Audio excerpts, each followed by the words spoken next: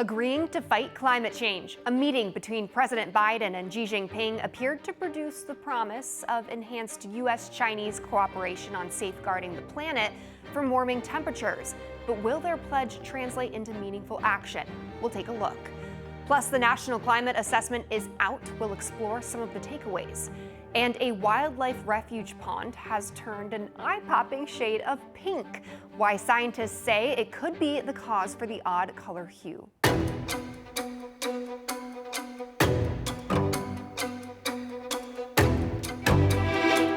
Hello and welcome to EarthxNews, where we focus on sustainability and the environment. I'm your host, Christina Thompson. Let's get into some of the biggest headlines facing our planet. We begin with the U.S. and China agreement to restart formal climate change talks after meeting recently in San Francisco. In a joint statement, the two countries said they would step up coordination on curbing methane, a potent greenhouse gas, and work together to speed up a transition away from fossil fuels to renewable energy. Biden and Xi's agreement is seen as a breakthrough that could inject momentum into their efforts to address climate change just ahead of COP28, a major UN meeting on the issue that's set to take place in Dubai. However, time will tell as for whether two of the world's biggest greenhouse gas emitters will stay true to their word. Some critics are blasting the statement, saying there were no signs of progress on issues such as China's continued building of coal-fired power stations, a leading source of carbon dioxide emissions. Maybe something we can't expect to see at COP28. International climate policy analysts beginning discussions on the need to create bilateral treaties between countries. And speaking of COP28, the 2023 dates November 30th to December 12th, 2023. The conference itself taking place in Dubai. It's meant to be another step on the path to implementing the Paris Climate Pact. It also aims to incorporate a sort of global watchdog, what it calls the first global stocktake, to check on the progress towards the goal. Now, the stocktakes are mandated every 5 years as per the Paris Agreement. Regardless of the reports, indications point to participants falling short in their efforts to meet the goal of the Paris Climate Agreement. Current estimates show the world is headed for a temperature increase between 2.5 and 2.7 degrees Celsius. Extreme weather has become so common in the United States that we take a $1 billion weather-related hit every 3 weeks. If you look at history and then adjust for inflation, we were paying that amount every 4 months back in the 1980s. That's according to the U.S. National Climate Assessment. That's a peer-reviewed collaboration by more than 800 scientists from 14 federal agencies, universities, and research institutions. This was the first time the assessment included a section on economic impacts associated with climate change. Now, according to the report, these events cost the U.S. nearly $150 billion each year, and they disproportionately hurt poor and disadvantaged communities. The assessment also argues that other economic consequences of climate change will become worse unless the country invests more in clean energy and adapts cities to higher temperatures and rising sea levels. Now, digging a little deeper into that report, the assessment sees sea levels rising 11 inches by 2050 and says we need to ramp up wind and solar energy to 2 to 10 times faster to meet U.S. goals for reducing greenhouse gases. It also measures the human toll, including at least 700 people dying of heat-related illness each year as the United States warms 60% faster than the world as a whole. But the report also details some hope and that it's not too late. For example, it talks about several initiatives like a new stormwater code in Pittsburgh and water conservation efforts in the Southwest. But it also says these efforts are mainly adaptations to climate change rather than solutions. The assessment says states like California, Florida, Louisiana, and Texas are facing more significant storms and extreme swings in precipitation. Landlocked states, including Appalachian states like Kentucky and West Virginia, they've experienced devastating floods due to rainstorms, and states in the north, well, they're dealing with an increase in tick-borne diseases, less snow, and stronger rainstorms.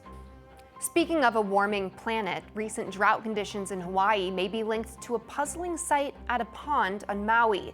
Kealia Pond, located at the National Wildlife Refuge on the island, has turned an eye-popping shade of pink. Scientists say recent drought conditions on the Hawaiian island increased the pond's salinity and turned the water pink as a microorganism called Halobacteria thrived. Researchers say normally a nearby stream feeds that pond, keeping salt levels low and water levels high. But recent drought conditions on Maui prevented that from happening. The refuge's manager believes that once the stream starts flowing into the pond again, it might make the strange color go away. But in the meantime, officials are cautioning people don't go in the water and don't eat any fish caught within the pond until that source of the color is identified. The future hope of nuclear power is not go big or go home. It's actually go small. The United States is betting on small nuclear reactors to help fix a huge climate problem. Here's how. Nearly a dozen companies are developing reactors that are a fraction of the size of several original reactors built near the Savannah River in Georgia 30 years ago. Those cost nearly $35 billion to make, and they arrived almost a decade later than anticipated. These new developers hope that by scaling the reactors to smaller sizes, they will be quicker and cheaper to build, but just as powerful once they are joined with the existing plants. Nuclear energy has received bipartisan support, as nuclear plants can run at all hours and in any season.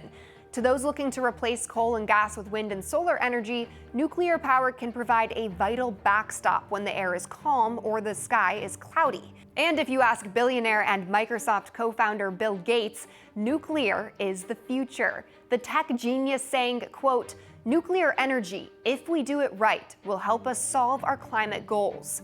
Now, eliminating greenhouse gas emissions without making the electric grid system far more expensive or less reliable.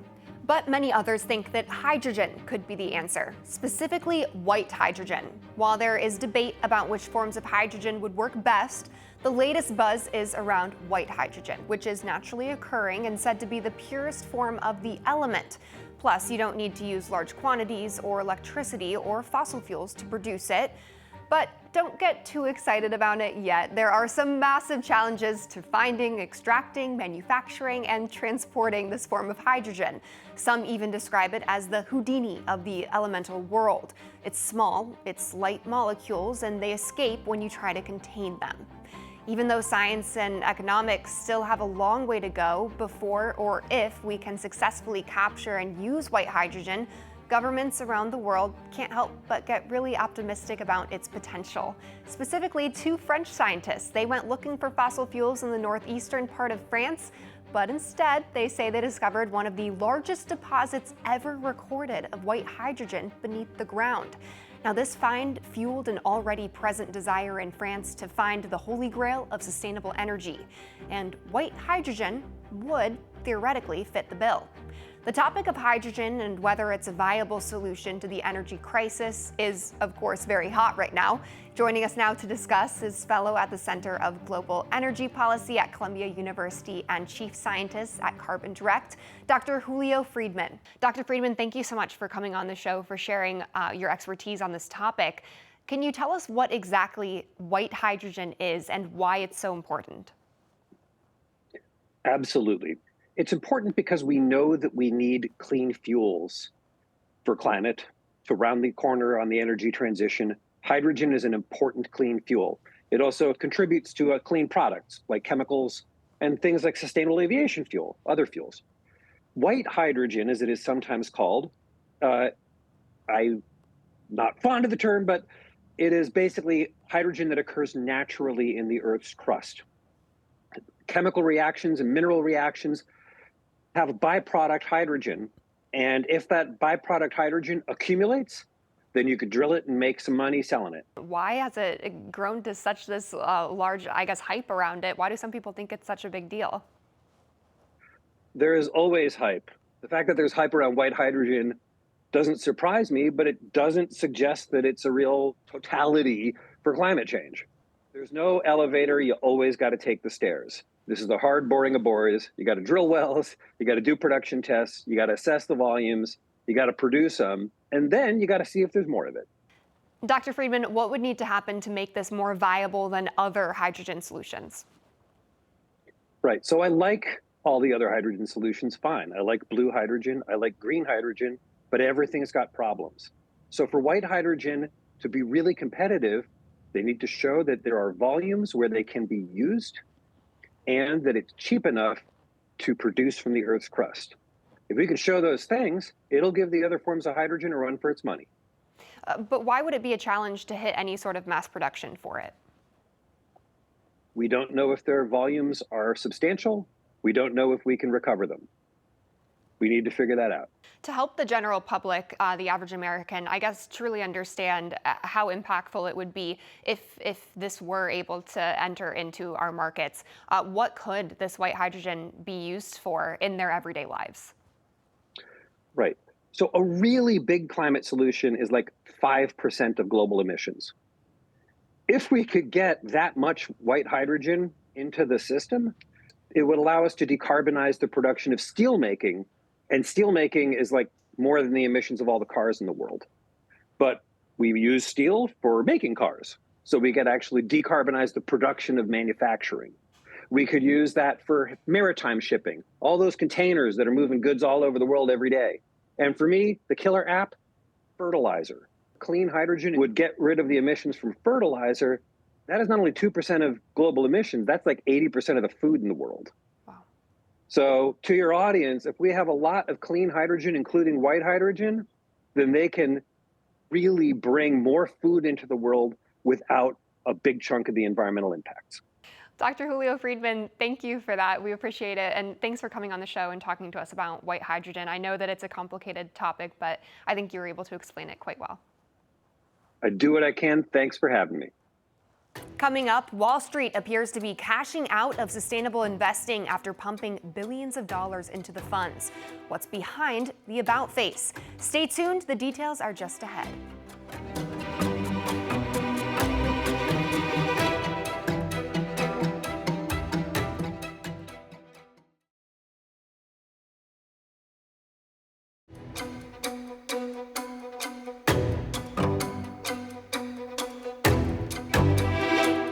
Welcome back. A major turnaround on Wall Street as investors pull over $14 billion from sustainable investment funds this year. The accounts were thought to be a hot commodity just a few years ago. So why is the enthusiasm for them fading? Here with me to discuss is America's accountant, Dan Geltrude. Dan, welcome on. Thanks for coming in today. Is sustainable investing important? I think it is. Look, in the long term, I think not just the United States, but the rest of the globe has to look at, we need to be more careful about the decisions we make and how they impact the environment. Of course, the challenge here is whether we're moving too quickly, and that's going to cause some damage to the U.S. economy, because you do have some countries that are trying to charge forward with being environmentally conscious, and then you have other countries that not so much. So we all really have to get on the same page before it's too late. And I think we'll get there. Time frame? Who knows? So we're seeing a lot of money being pulled out of it right now, but I'm wondering, is it that ESG isn't as lucrative as we'd hoped, or is it that some companies were maybe not as forthcoming with the information about what they wanted investors to invest in, maybe saying that they were being more environmentally conscious than they actually were being? Where exactly is the disconnect when it comes to ESG? Well, I think that the disconnect here is what it really takes to get to that prime point at ESG, because it involves regulations, and you're talking about technologies to some extent that haven't been fully developed. And I think investors are looking at this and saying, this is a much longer term play than we had anticipated.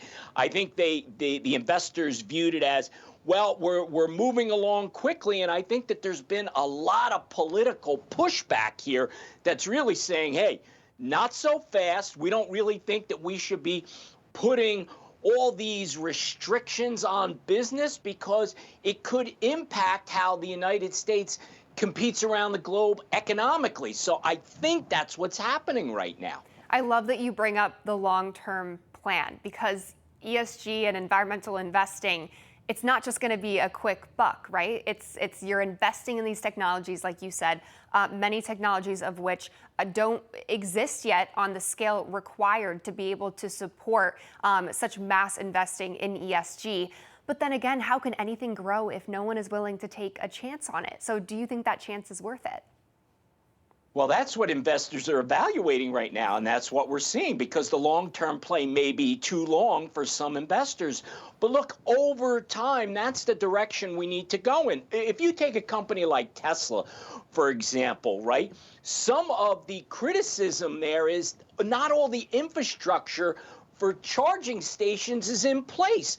So you have the consumer, let's say, that says, well, I'm not going to buy an EV right now because I'm worried about where I'm going to be able to charge up my vehicle. So it's that type of thought that I think is starting to trickle down to people saying, again, it's just too long-term of a play. But those who want to play the long-term here, I absolutely think there is going to be benefit, because environmentally, that's the direction we're going in. Are there any big ESG wins that stick out to you as of recent years? Well, look, I think there's a lot of ESG involved with many corporations across the board, because so many companies are looking at how they're doing business and saying, is there a way for us to be competitive and still be friendly with the environment? And that's the really difficult balance that people are trying to find. And now, once that balance is found, I think that's really when you're going to see investors going all in on ESG companies. And of course, there are still risks associated with this on that balance scale, like you were talking about. What are some of the risks of this environmental sustainability investing? Well, you know, when you look at investing, and you brought it up before, when you're investing in ESG, is it truly ESG? So when we're looking at, let's say, I go back to electric vehicles, because that's what everybody is really familiar with. Well, where are we getting those materials from to be able to create those environmentally friendly vehicles? Well, they're mining cobalt and nickel and other things. Now, is that going to have cause damage to the environment? So some of this stuff just hasn't been worked out yet. And that's really what so many people are concerned about. There's a lot of uncertainty. Dan Geltrude, thank you so much. Thank you. And coming up, olive growers in parts of the Mediterranean are grappling with more than just climate change. Stay tuned. That story is next.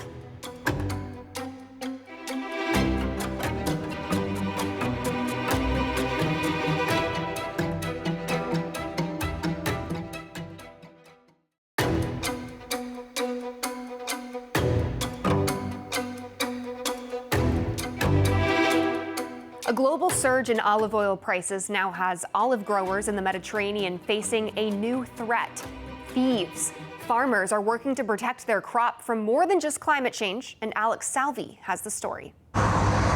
For countries such as Greece, Italy, and Spain, olives are a centerpiece of their cultures and economies, and are all threatened by mankind and Mother Nature. Climate change is decreasing the amount of olives across the Mediterranean and driving up prices, creating an opportunity for robbers to capitalize on the scarce supply of green gold in the region. Olive oil prices are surging to record highs, tripling since 2019, resulting in a wave of crime in the form of warehouse break-ins, falsifying records, and chainsaw-wielding robbers stealing branches. This is the case in Greece, where growers are already battling high production costs and the impacts of climate change. The robbers look for heavily loaded branches and they cut them down. Not only do they steal our olives, but they cause the tree serious harm. It takes 4 to 5 years for it to return to normal. The thefts are personal for many growers in Greece, who maintain a tradition dating back to the country's ancient past. Many of the trees targeted are centuries old, with Nilos Papachristou carrying on his family's grove into its 4th generation, a practice continued by advancements in technology and harvesting methods.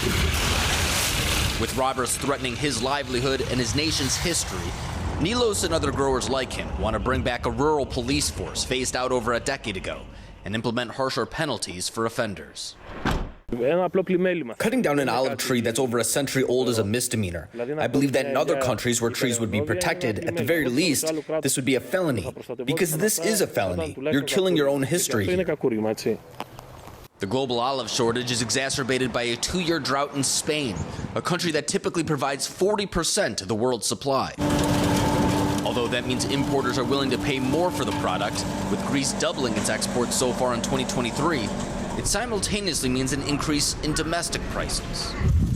It's for this reason robbers are stealing the crops, as similar crimes surge in Spain and Italy, with reports that 100 olive trees were destroyed or damaged in a single incident near the port city of Bari last month. Growers in Italy are already faced with harsh times, with geopolitical crises, inflation, and climate change, creating a perfect storm of factors threatening their bottom line, if not their outright existence. Groves are turning to new methods to combat the obstacles, harvesting early and settling for lower yields to avoid thefts, knowing the short-term hit is less damaging than waiting years for a tree to grow back. It's one of the few steps they can take to mitigate their losses, knowing wildfires, droughts, and other natural disasters are inevitable realities that are out of their control. For EarthX, I'm Alex Salvi.